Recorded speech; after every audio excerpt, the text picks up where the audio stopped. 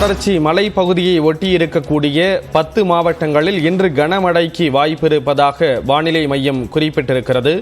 விவரங்களோடு இணைகிறார் சிறப்பு செய்தியாளர் சடையாண்டி. விவரங்களை பதிவு செய்யலாம். சென்னை வானிலை ஆய்வு மையம் முக்கியமான அறிவிப்பை வெளியிட்டிருக்கிறார்கள். அந்த வகையில் இன்றைய தினம் 10 மாவட்டத்திற்கு கனமழை எச்சரிக்கையானது விடுக்கப்பட்டிருக்கிறது. நீலகிரி, கோயம்புத்தூர், திருப்பூர், திண்டுக்கல், தேனி, மதுரை, விருதுநகர், தென்காசி, திருநெல்வேலி, கன்னியாகுமரி ஆகிய 10 மாவட்டத்திற்கும் 6 சென்டிமீட்டர்ல இருந்து 11.5 சென்டிமீட்டர் வரை இன்றைய தினம் மழை பெய்யக்கூடும் என்ற ஒரு எச்சரிக்கையானது சென்னை வானிலை ஆய்வு மையத்திடமிருந்து கிடைத்திருக்கிறது. நேற்று முன்தினம் எல்லாம் ஆரஞ்சு அலர்ட் ஆனது விடுக்கப்பட்டிருந்தது. 20 சென்டிமீட்டர் வரை மழை பெய்யும் என்ற ஒரு எச்சரிக்கையானது கொடுக்கப்பட்டிருந்தது. தற்பொழுது அது வாபஸ் பெறப்பட்டு மஞ்சள் எச்சரிக்கையானது கொடுக்கப்பட்டிருக்கிறது. மொத்தம் 10 மாவட்டங்களுக்கு பரவலாக கனமழை பெய்யக்கூடும் என்ற ஒரு எச்சரிக்கையானது விடுக்கப்பட்டிருக்கிறது.